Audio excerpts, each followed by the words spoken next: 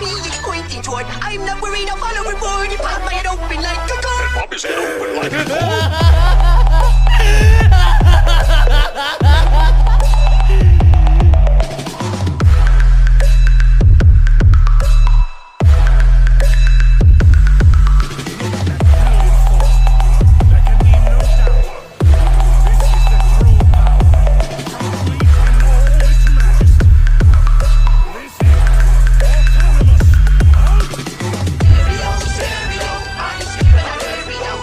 इस एपिसोड की स्टार्टिंग में हम देखते हैं किंग वेजिटा को।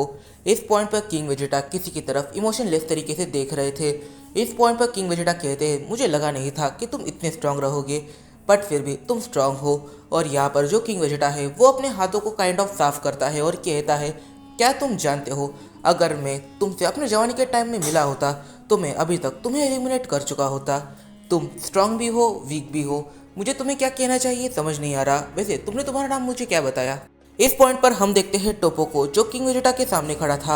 इस पॉइंट पर किंग वेजिटा और टोपो इन दोनों की ही बैटल स्टार्ट थी, बट किंग वेजिटा ने टोपो को कुछ ज़्यादा ही डैमेज दिया और इस डैमेज की वजह से टोपो काफ़ी ज़्यादा हार चुका था। और यहाँ पर जो किंग वेजिटा है वो टोपो पर अपने फाइनल स्ट्राइक करने वाला था, बट तभी टोपो किंग वेजिटा से सवाल करता है, आखिर तुम्हारे साथ जो बंदा था जो ट्रांसफॉर्म होने के बाद उसके हेयर पिंक हो जाते हैं, आखिर वो कौन है, वो तुम्हारा क्या लगता है।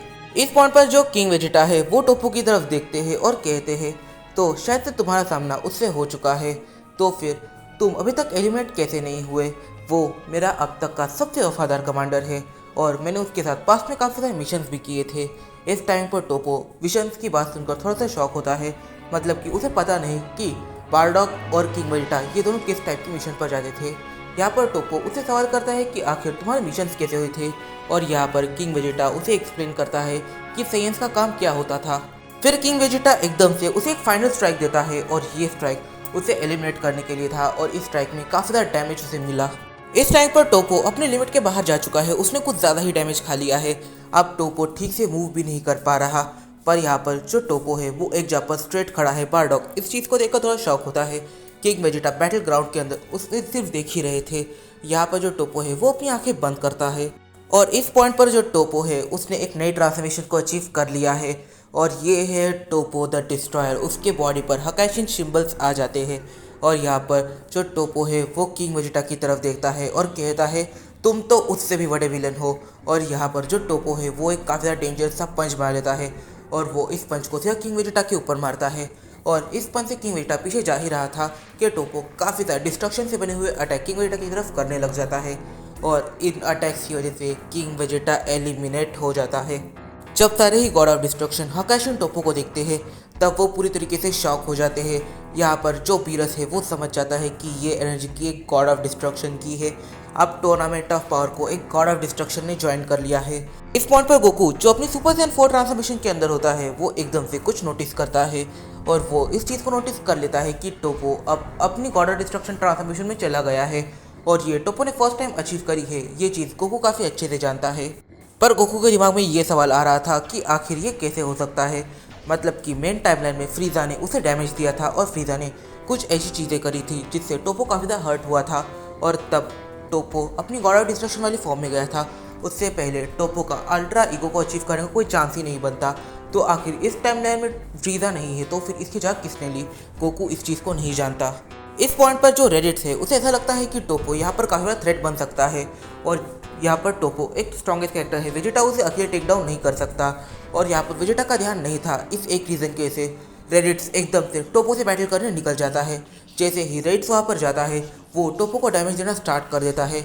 इस पॉइंट पर रेडिट्स उसे काफ़ी अच्छा होल्ड करके रख रहा था, पर उसे ये नहीं पता कि अल्ट्रा ईगो काम कैसे करती है और यहाँ पर जो रेडिट्स है उसके पास इनफ एनर्जी नहीं थी कि वो उससे ज़्यादा देर तक बैटल कर सके और कुछ देर बैटल करने के बाद उसकी बॉडी काफ़ी ज़्यादा थक जाती है और इस पॉइंट पर टोपो उसे एलिमिनेट कर देता है।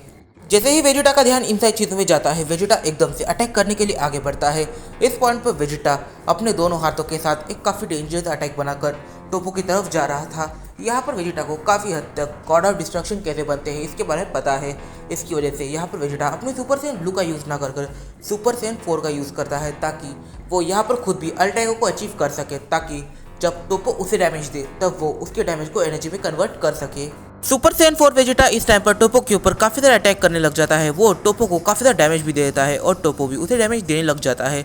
इस टाइम पर बीरस ये देखता है कि वेजिटा को बैटल में काफी ज्यादा प्रॉब्लम आ रही थी, पर फिर भी वो अपनी Super Saiyan 5, Super Saiyan God और Super Saiyan Blue God transformation में नहीं जा रहा।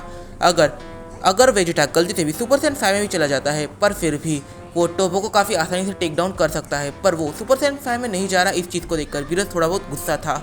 इस टाइम पर टोपो वेजिटा को काफी ज्यादा डैमेज देता है, उसे काफी सारे ऐसे हिट मारता है जो हिट कभी कभी उसके जान भी ले सकते थे, पर वेजिटा अपने आप को होल्ड करे हुए था। एक ऐसा टाइम आ जाता है जब वेजिटा एकदम से अपनी बेस ट्रांसफॉर्मेशन में आ जाता है, उसकी एनर्जी पूरी तरीके से खत्म हो जाती है और तब जब टोपो उसे एक हिट मारता है तब यहाँ पर वेजिटा के मुंह से एकदम से खून निकलने लगता है। पर दूसरे ही सेकेंड इस पॉइंट पर हकाशिन टोपो को अचानक से कुछ अलग सेंस होता है। हकाशिन टोपो अपनी तेज दिखाता है और एकदम से पीछे आ जाता है और यहाँ पर वो वेजिटा की तरफ देखने लग जाता है और यहाँ पर जो हकाशिन टोपो है वो चीज़ें नहीं समझ रहा था कि आखिर यहाँ पर चल क्या रहा है, पर हाँ उसे चीज़ें काफ़ी ज़्यादा चेंज लगने लग जाती है। और फिर जब वेजिटा अपने सर को ऊपर उठाता है तब हम देखते हैं कि उसके आजू बाजू एक काफ़ी ज़्यादा अलग ऑरा आ रहा था। यहाँ पर उसके आईब्रोज पूरी तरीके से गायब हो जाते हैं जैसे कि सुपर सैयन 3 में होता है। उसकी आंखें हल्की पर्पल लगने लग जाती है और यहाँ पर जो वेजिटा है उसके चेहरे पर एक इविल स्माइल हम आसानी से देख सकते हैं। इस टाइम पर बीरस को छोड़कर जो बाकी सारे गॉड ऑफ डिस्ट्रक्शन थे वो पूरी तरीके से हैरान हो जाते हैं।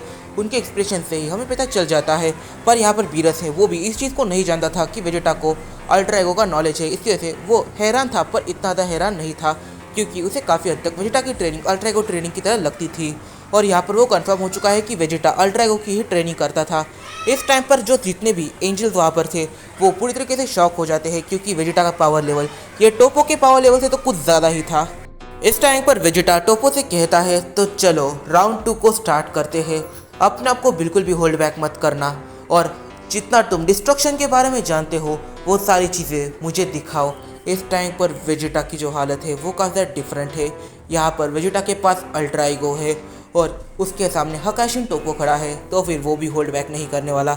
इस टाइम पर टोपो एक हकाई अटैक क्रिएट करता है क्योंकि यह अटैक मॉडल को छूते ही पूरी तरीके से ख़त्म कर देता है और अब उसके सामने जो वेजिटा खड़ा है वो इस अटैक को सीधा वेजिटा के ऊपर करता है, बट वेजिटा उसके ही अटैक को पूरी तरीके से अपने अंदर एब्जॉर्ब कर लेता है।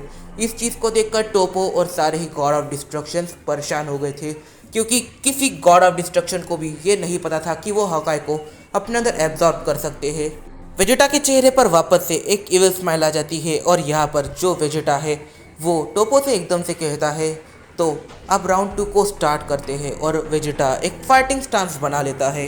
यूनिवर्स 7 के जितने भी वॉरियर्स इस टाइम पर रिंग में बैठे हुए थे जिन्हें एलिमिनेट कर दिया गया था वो इस टाइम पर वेजिटा के लिए चीयर करने लग जाते हैं। सारे ही गॉड ऑफ डिस्ट्रक्शन यहाँ पर शॉक है क्योंकि 2 गॉड ऑफ डिस्ट्रक्शन के कैंडिडेट्स या बैटल होने वाली है। सारे एंजल्स भी काफ़ी ज़्यादा शॉक है क्योंकि इस पॉइंट पर जो गॉड ऑफ डिस्ट्रक्शन के कैंडिडेट है उनके बारे में पहले किसी को भी नहीं पता था, पर यहाँ पर उन कैंडिडेट्स की इन्फॉर्मेशन अब इन सारे एंजल्स के पास आ चुकी है और इनकी जो स्ट्रेंथ है वो एक रेगुलर गॉड ऑफ डिस्ट्रक्शन से काफ़ी ज़्यादा है।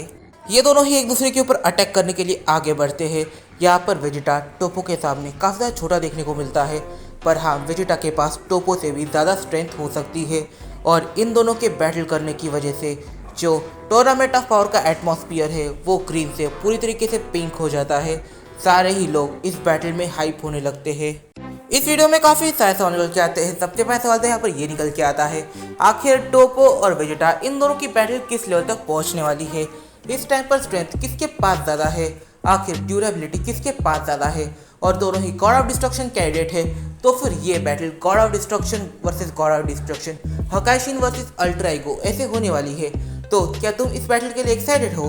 तो इस वीडियो में काफ़ी सारे सवाल मिल के आते हैं, तो इन सारे को हम जानेंगे अपने आने वाले कुछ वीडियोस में। तब तक के लिए बाय बाय।